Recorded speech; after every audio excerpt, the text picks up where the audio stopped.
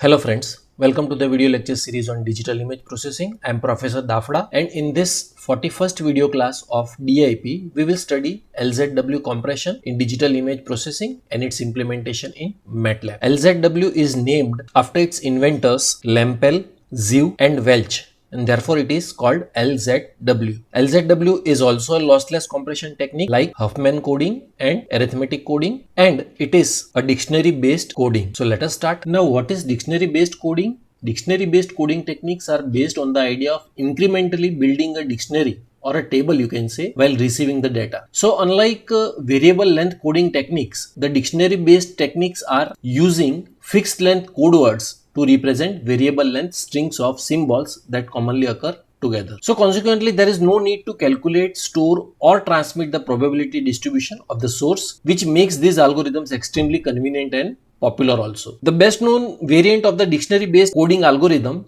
is the LZW, which is used in popular multimedia file formats such as GIF, TIFF and PDF. Like Huffman coding, LZW is also very regularly used due to its simplicity and versatility. LZW is always used in the graphics interface format, GIF files, and it is offered as an option in the TIFF images. So as stated earlier, it is also a lossless compression approach, and it also addresses spatial redundancies in the image, which are not addressed by the Huffman coding or the arithmetic coding. This LZW uses a code table which has the first 256 entries, that is 0 to 255, representing the 256 gray levels, while the remaining entries represent patterns of gray level present in the image. For example, code 256 may represent a sequence of 4 bytes 231, 123, 124 and 125 as shown here.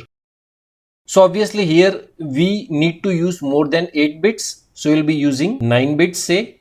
So 2 raised to 9, which is equal to 512. So counting the number of symbols, the original data consists of 12 into 8 bits, while the LZW compression uses, so therefore the compression ratio, and consequently during decompression, the code 256 is translated via the code table to recreate the 4 bytes. The advantage of LZW coding is that while storing or transmitting, we only need the encoded data and not the dictionary. So dictionary need not be transmitted for LZW compression.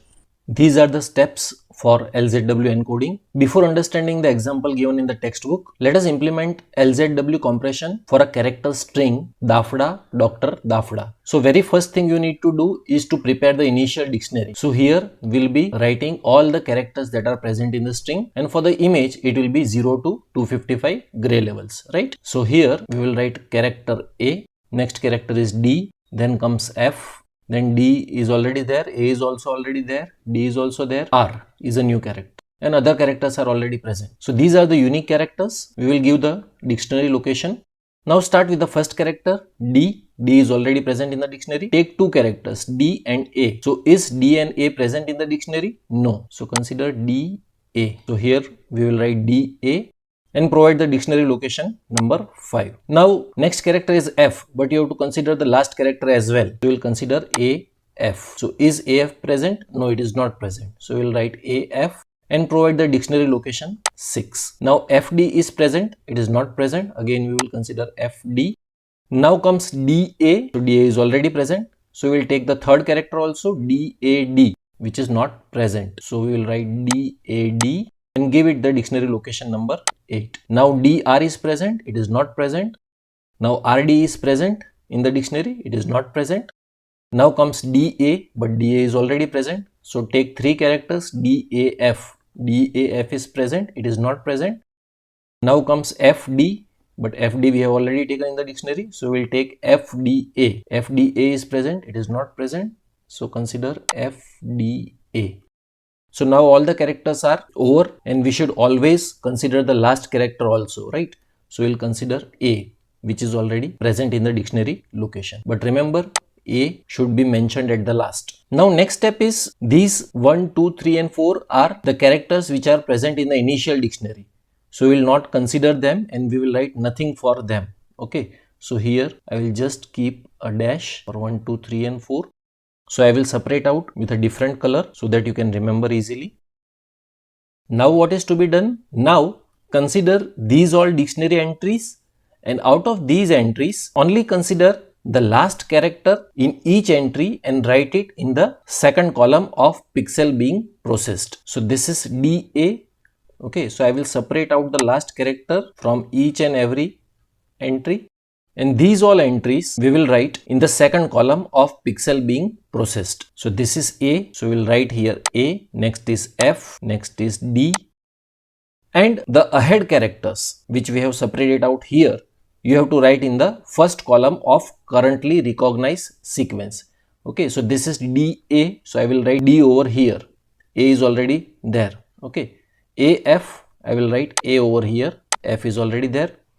FD, I will write F over here. DAD, I will write DA because D is only written here, right? So this is DA. But remember, here we have written that we have to also consider the last character A. So we will write A over here. Now for this column of currently recognized sequence, we will write the encoded output from the dictionary. For D, the dictionary location is 2. So we will write 2 over here. For A, the dictionary location is 1. So we will write 1 over here. For F, the dictionary location is 3. So we will write 3 over here. For DA, dictionary location is 5. So we will write 5 over here. For D, again, the dictionary location or dictionary entry is at location 2. So we will write 2 over here. For R, it is 4. So we will write 4 over here. For DA, again, it is location 5. So we will write 5. For FD, the location is 7. So we will write 7 over here. And last for A, the location is 1. So we will write 1 over here. So finally, this encoded output will be our answer of encoding. Now how to decode this at the receiving end? At the receiving end, we will write the entries from the dictionary for these locations. For location 2, the entry is D. So we will write D over here. For 5, it is DA. So we will write DA. And last but not the least, for 1, the entry is A. So hence, we get our original string back. I hope it is easy to remember. Now let us solve the example given in the book. Implement LZW compression for a 8-bit image having size 4 by 4. So very first, we have to prepare the initial dictionary. So initial dictionary will be having 2 values. So we will not consider these 2 while encoding. Now very first, we will write these image pixels in 1 dimension. Now consider the first 2 pixels, 39 and 39, and make an entry in the dictionary. And we will give the dictionary location 256. Okay, why? Because it is a 8-bit image and 0 to 255 will be the original entries, right? Now 39 126 is present, it is not present, so we will consider 39 126 and we will give the dictionary location 257.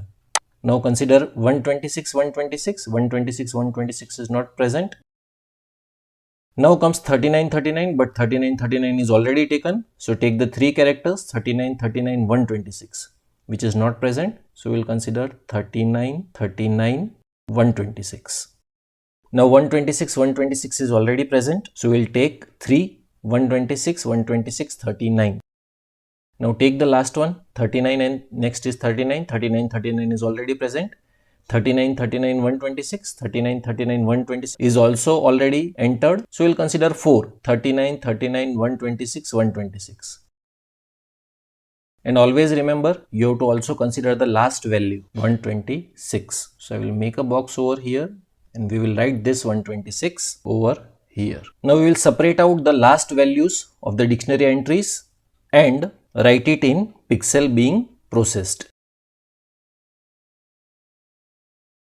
And you have to write the ahead values in the first column of currently recognized sequence. So here it will be 39. And of course, you have to consider the last 126 also. So now let us write the encoded output for the first column of currently recognized sequence. So remember, these are the pixel values. Okay. So 0 to 255 will be the same values. So it is 39. So encoded output will also be 39. Again 39. Same 39. 126 will be 126 because it is falling in between 0 to 255. 126 again 126. 3939. So you can see here for the dictionary entry 3939 is at dictionary location 256. So we will write here 256. And of course, last but not the least is 126. So we will write 126 because it will be at the 126 location in between 0 to 255. So my final answer or encoded output is, so how to decode it? Write the values for these encoded output. So 39, 39, 126, 126 will be as it is. Next is 256. So for 256, it is 39, 39. So we will write 39, 39. So hence you get the original image back. Now let us find the compression ratio that is achieved after this compression. So the original image was 4 cross 4. And this is our coded image. So 10 values and it will be a 9-bit image. So hence compression ratio. Let us implement both in MATLAB and cross-verify our results. So this program shows LZW encoding and decoding of string. It uses two functions inside the program, LZW encoder string and decoder string. So this is the program for encoder function and this is the program for decoder function. And these two functions are used in this program. So let us see the program.